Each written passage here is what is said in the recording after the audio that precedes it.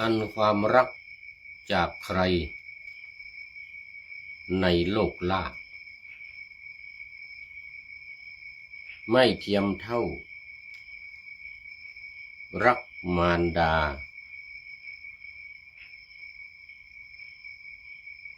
จากมารดา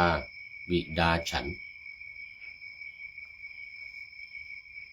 แม่รักลูกรักจริงยิ่งชีวันใครรักฉันยิ่งกว่าแม่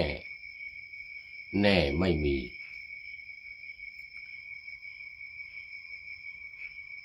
น้อมกายก้มกราบแนบแทบเบื้องบาท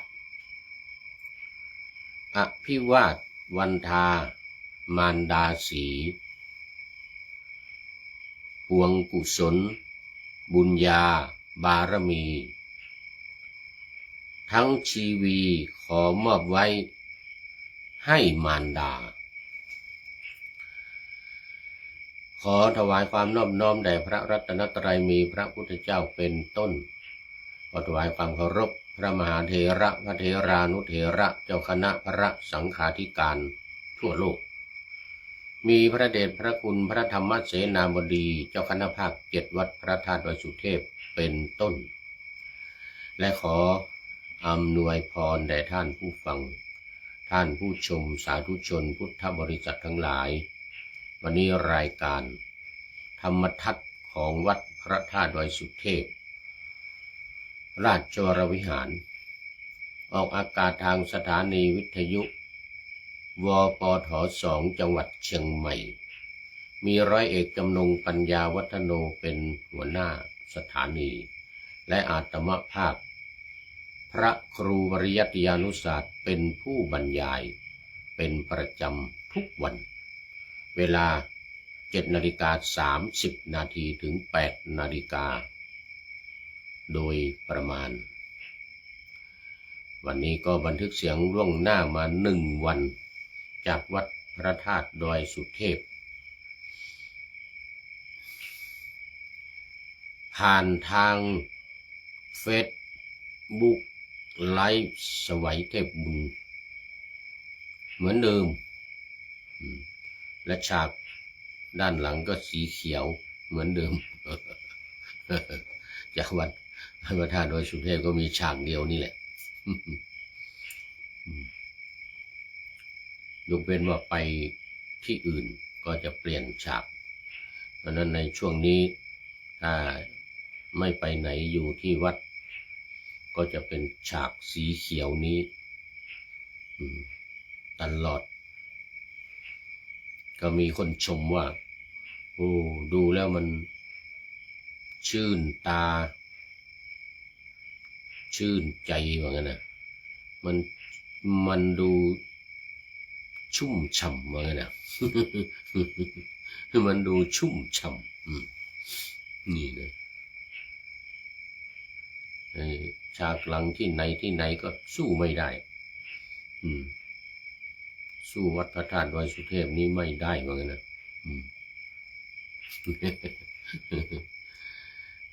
สำหรับตอนนี้ก็รู้สึกว่าจะดึกไปนิดหนึ่งนะเดี๋ยวมันก็ไม่ดึกเท่าไหร่นะกำลังจะ2 ทุ่มกำลังจะ2 ทุ่ม FC ทั้งหลายก็คงยังไม่เข้าหลับเข้านอน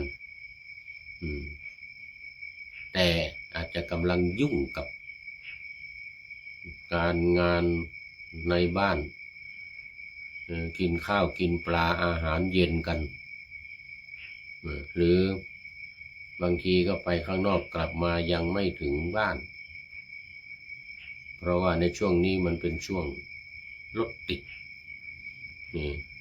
หลังจากบ่าย3:30กลางวันมาจนถึง2 ทุ่มเนี่ยทุ่มครึ่งหรือ2 ทุ่มนี่นะมันจะเป็นช่วงรถติดดังเป็นที่ทราบกันว่าเชียงใหม่มาอันดับ2รองจากสงขลา อำเภอหาดใหญ่จังหวัดสงขลาอันดับหนึ่งพี่น้องชาวกรุงเทพก็ดีอกดีใจกันเพราะว่าร่วงลงไปอันดับสี่กรุงเทพเป็นอันดับสี่แล้วในประเทศไทยสมัยก่อนกรุงเทพอันดับหนึ่งแต่อาศัยว่าตอนนี้เขามีรถไฟใต้ดิน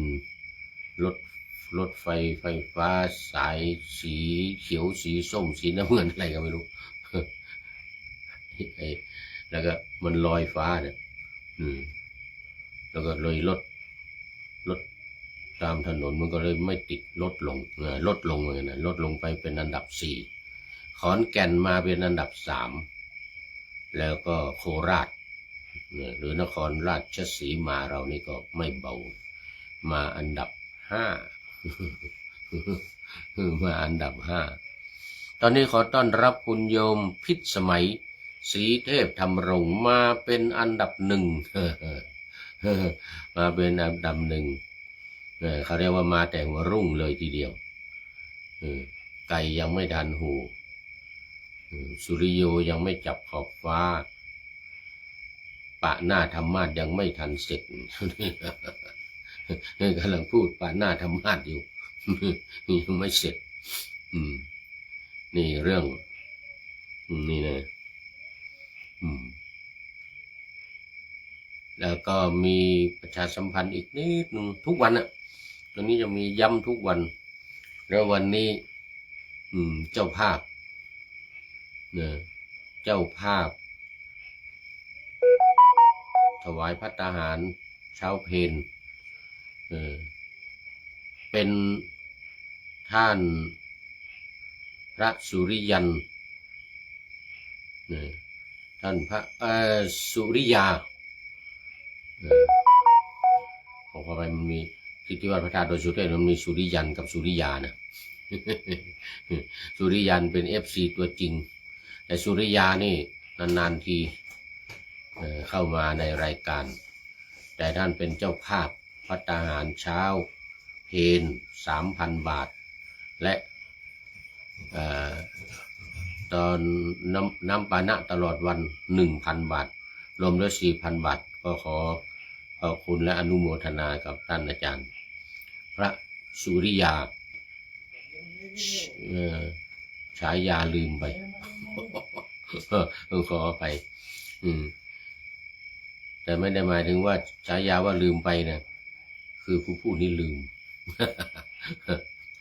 มันเท่าแก่แล้วอายุนะเท่าชราแก่ชราตอนนี้70 ปีแล้วอายุนะอายุ70โอ้โหลืมหน้าลืมหลังลืมข้างลืมซ้ายลืมขวาลืมหน้าลืมหลังลืมรอบทั่วเลยเมื่อกี้เนี่ยไปทำวัดสวดมนต์มานะก็ได้ทราบมาว่าท่านสุริยาเป็นเจ้าภาพภัตตาหารเช้าเพลและน้ำปานะรวม 4,000 บาทตอนนี้ขอคุณโยมพิสมัยศรีเทพธรรมรงค์บอกว่ากราบไว้สาธุเจ้าท่านพระครูติดตามธรรมะอยู่เจ้าสาธุสาธุสาธุเจ้าโอ้ดีใจโอ้ดีใจมากมี FC ติดตามอยู่คนจริงก็ติดตามอยู่เยอะแต่ว่าไม่ค่อยชอบในการที่จะคอมเมนต์เข้ามาที่ทราบมานะที่ทราบมาก็เจอหน้ากันที่ไหนก็บอกว่าโอ้ติดตามอยู่ฟังอยู่อย่างนี้นะท่านผู้พันเดี๋ยวท่านนายพลนเรศจิตรักเนี่ยก็คอมเมนต์ถามบอกมาเหมือนกันบอกว่าโอ้ติดตามรับฟังอยู่ว่าไงนะแล้วก็มีบอกว่ารายการนี้มีลีลาสาลิกาป้อนเหยื่อว่างั้นนะสาลิกาป้อนเหยื่อ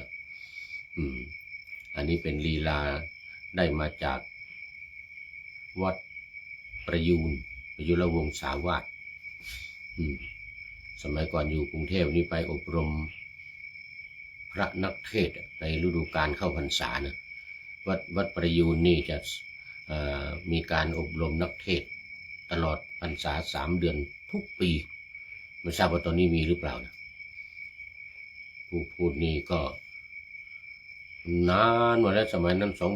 2521นะเออไปฝึกเทศ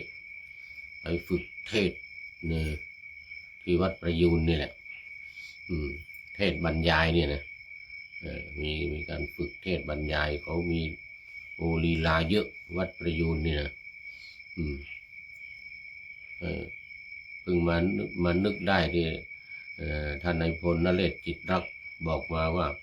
ไอ้นี่เนี่ยเป็นลีลาสาลิกาป้อนเหยื่อนะว่างั้นนะคือมีบทประพันธ์เป็นกาบเป็นกลอนโครงสี่สุภาพยิ่งรายการของผู้พูดนี่จะมีทั้งของภาคกลางนะแล้วของภาคเหนือนี่นะเป็นประเภทเขาเรียกว่าเป็นข้าวห่ำนะภาคเหนือเราเนี่ยนะแล้วก็มีซอนะมีข้าวห่ำมีซอแล้วทางภาคอีสานนี่ก็ได้มีเซิงบ้องไฟเซิงบ้องไฟก็เอามาว่าเขียนได้แต่งได้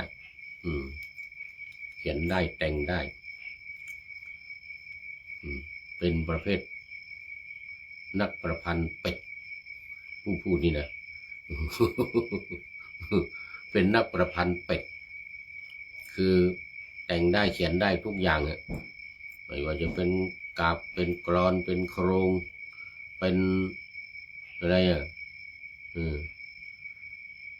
ฉันนะ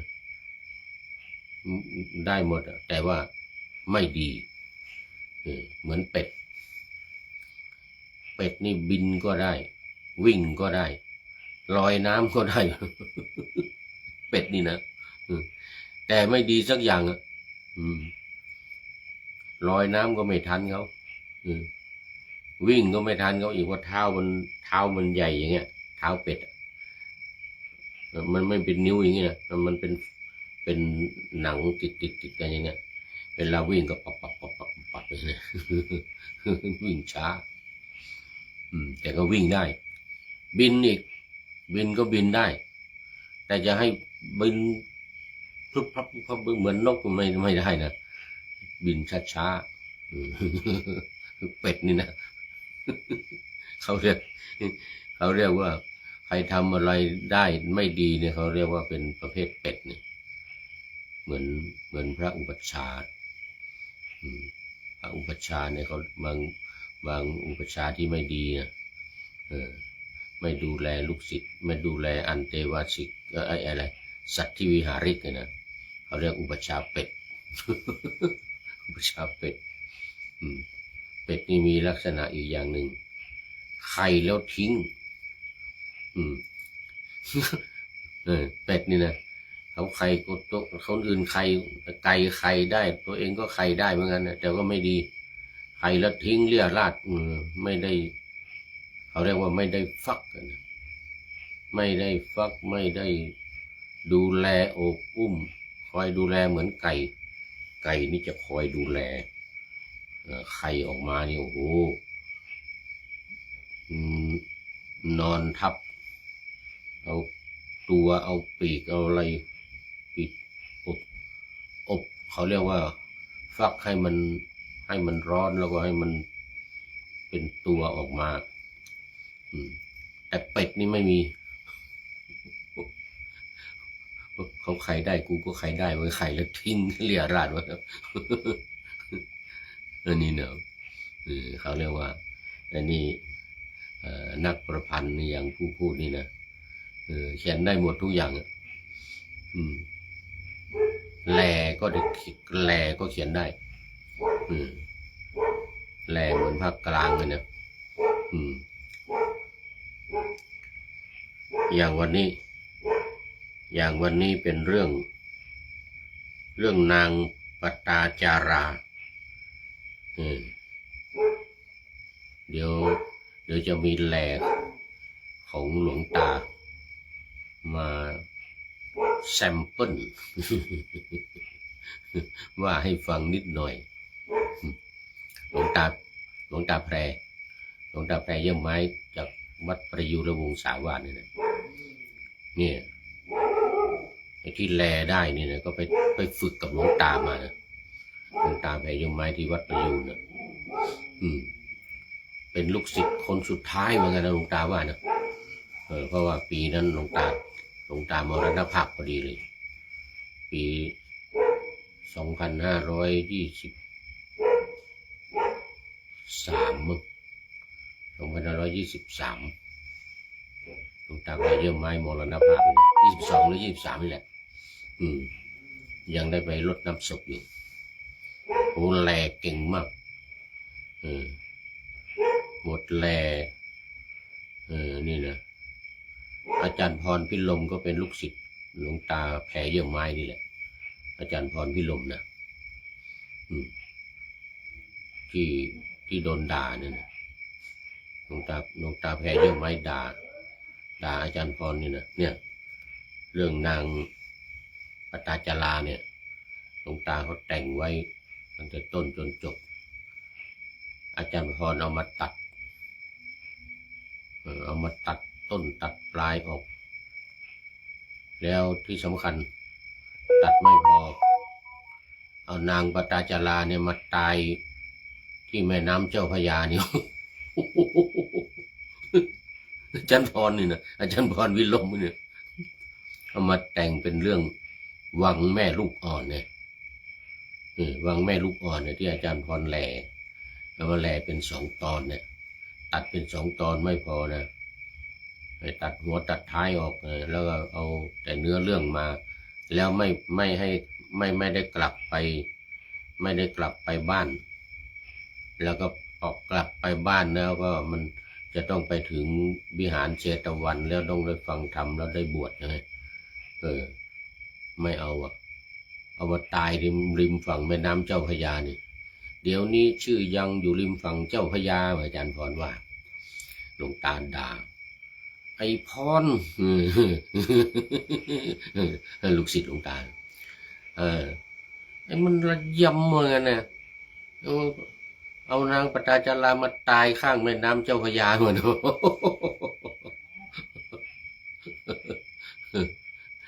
เลยจมสิ้นใจอยู่ในวนวังเดี๋ยวนี้ชื่อยังอยู่ริมฝั่งเจ้าพระยา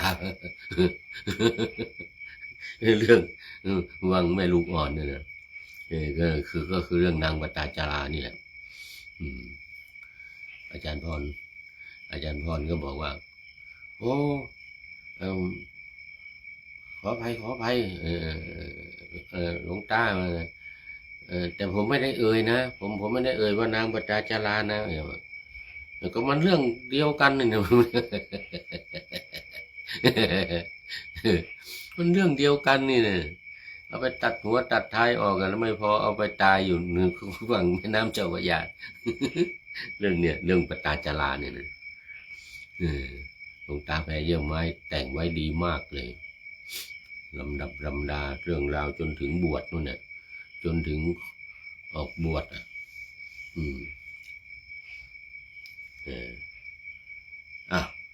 พูดเรื่องอะไรเนี่ยตอนนี้มาเรื่องเจ้าภาพนี่กำลังอบรมพระสวดปาฏิโมกข์40 กว่ารูป40ทั้งพระวิทยากรเนี่ยนะพระอบรมก็36 รูป37เนี่ยนะมีรวมวิทยากรพระอาจารย์พระมหาสกลปริยนธรรม9 ประโยคโอ้สวดปาฏิโมกข์เก่งมากอาจารย์พระมหาวันชัยปริยนธรรม9 ประโยคเหมือนกันวัดพระธาตุดอยสุเทพนี่แหละมาอยู่ใหม่โอ้สวดเก่งมากแล้วก็พระมหากิตติพงศ์ สวดปาฏิโมกข์สุดยอดเลยจากวัดพระธาตุสีจอมทองเรียนทำ9 ประโยคเหมือนกันแล้วก็มีพระมหาปิยพงศ์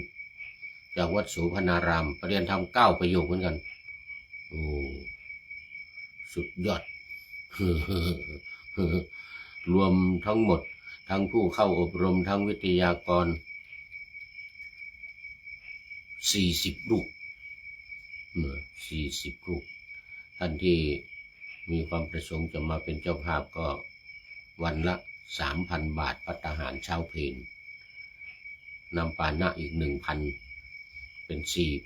4,000วันนี้ก็อนุโมทนากับท่านอาจารย์พระสุริยาวัดพระธาตุดอยสุเทพนี่แหละเป็นเจ้าภาพในวันนี้ 4,000 บาทท่านผู้มีความประสงค์ก็ขอเชิญติดต่อมาที่ท่านอาจารย์พระมหาสกลวิโรจนกิตติประเรียนธรรม9 ประโยคอาจารย์เป็นเลขานุการพระเดชพระคุณหลวงพ่อพระธรรมเสนาบดีเจ้าคณะภาค 7ด้วยเป็นหัวหน้าพระวิทยากรอบรมด้วย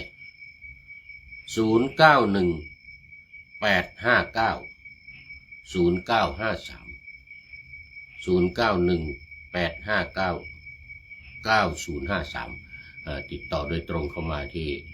หัวหน้าพระวิทยากรไม่ได้มาประเคนด้วยมือไม่ได้มาเห็นพระนักสวดพระปาติโมกข์ก็ไม่เป็นไรโอนเข้ามา โอนเข้ามาที่วัดในนามวัดพระธาตุดอยสุเทพธนาคารกสิกรไทยหมายเลขบัญชี211286698นะ211286698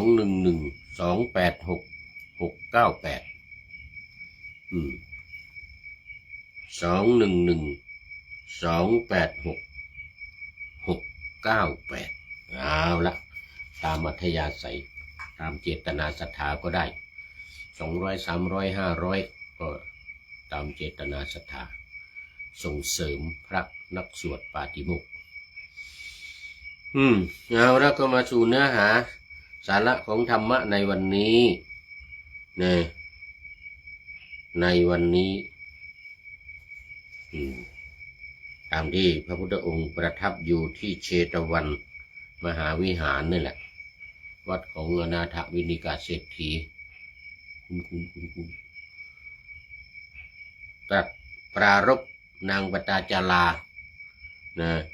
ตรัสพระธรรมเทศนาเดี๋ยวมีสองคาถา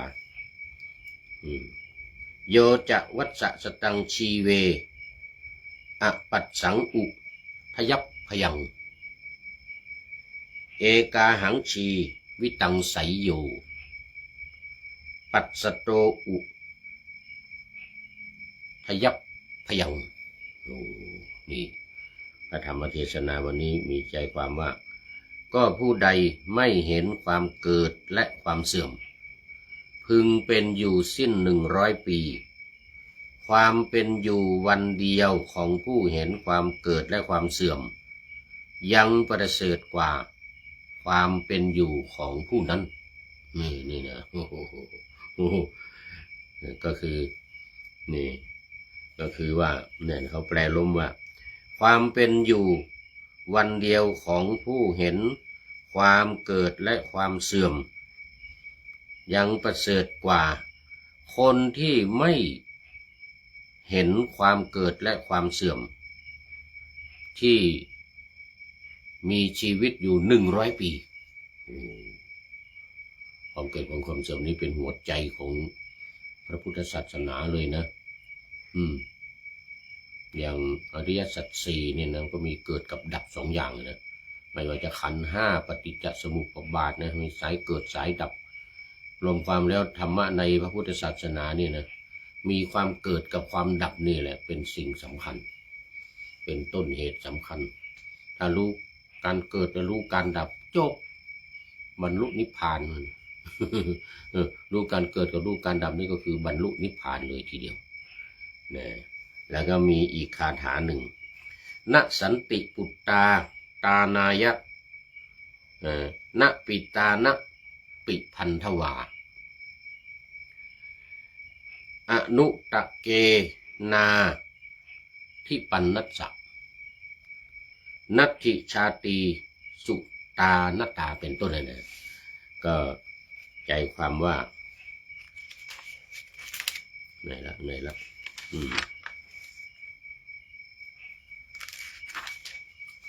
บัณฑิตทราบอำนาจเนื้อความว่าบุตรทั้งหลาย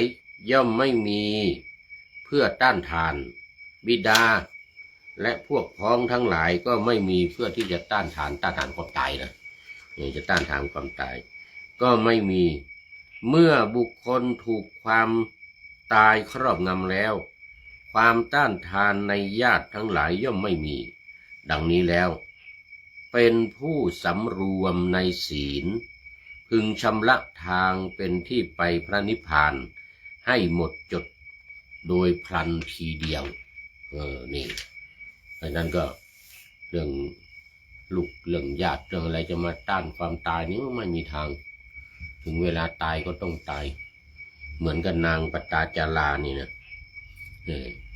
ทั้งลูกทั้งสามีทั้งลูกแล้วก็บิดากับมารดาตายหมดนางปตาจารานี่นะตายหมดเดี๋ยวก่อนดูไปดูมาหมดเวลาวันนี้ว่าจะแลให้ฟังไม่ได้แลแล้วอันนั้นหมดเวลาพอดีเลยคือนางปตาจาราเนี่ยไปอยู่กับสามีในป่ามีอาชีพเผาถ่าน ไปด้วยความรักเขาเรียกบุพเพสันนิวาสบุพเพวสันนิวาเสนะปัจจุปันนะหิเตนะวาความรักนี่มีสองอย่างหนึ่งบุพเพสันนิวาสก็เคยอยู่ร่วมกันนี่เหมือนนางปตาจาราเนี่ยนะโอ้อยู่บนปราสาทชั้น7เนี่ยมองเห็นสามีที่กำลังขายถ่านเอาถ่านมาขายในเมืองเนี่ยนั่งอยู่บนเกวียนหล่อจังเลยว่างั้นนะ ถึงจะหล่อไม่หล่อแต่ว่าเป็นบุพเพสันนิวาสกันนี่ก็ไม่แคล้วไม่คลาดกันได้ตามเข้าไปอยู่ในป่านู่นมีลูกคนหนึ่งโอ้ทุกอย่างลำบากหมดเวลา เดี๋ยวพรุ่งนี้มาเล่าต่อแล้วก็น่าจะอธิบายธรรมะคาถาที่2เนี่ยซึ่งยาวๆเนี่ยนะซึ่งยาวๆวันนี้หมดเวลาคุณโยมพิสมัยศรีเทพธรรมรงค์ก็เป็นอันสุดท้ายเข้ามาในรายการวันนี้ขอโมทนาเป็นอย่างยิ่งนะสำหรับข้อคิดท้ายรายการวันนี้ได้จากสถานีธรรมสถานีธรรมนี่มีบทประพันธ์เยอะอันความรักจากใครในโลกล่า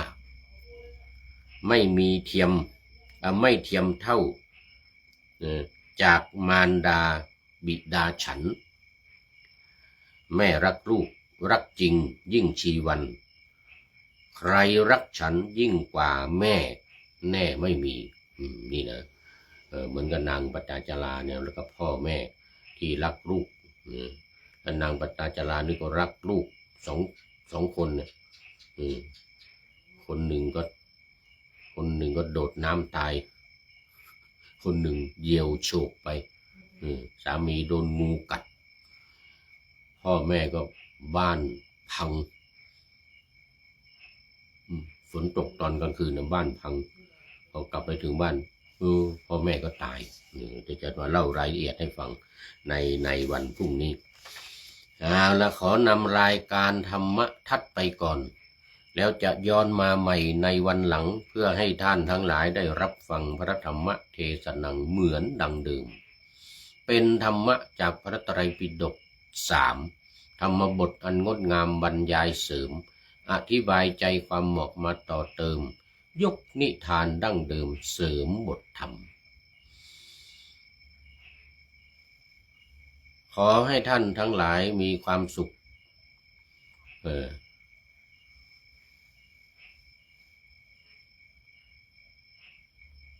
ทุกคืนวันนำธรรมะประกอบการงานทั้งหลายเช่นขยันทำงานทางวาจากายใจขวนขวายกิจการงานนาบำเพ็ญสาธารณประโยชน์เว้นสิ่งที่มีโทษโหดเยี่ยงสาประกอบแต่กรรมดีมีราคาแสวงหาเงินทองครองใจคนเสียสละพลทรัพย์นับมากน้อยไม่ให้ล้านก็ให้ร้อยไม่ด้อยผลเอื้อคนรวยช่วยคนยากฝากคนจนให้ทุกคนเท่ากันมาตรฐานเดียวขอเจริญพร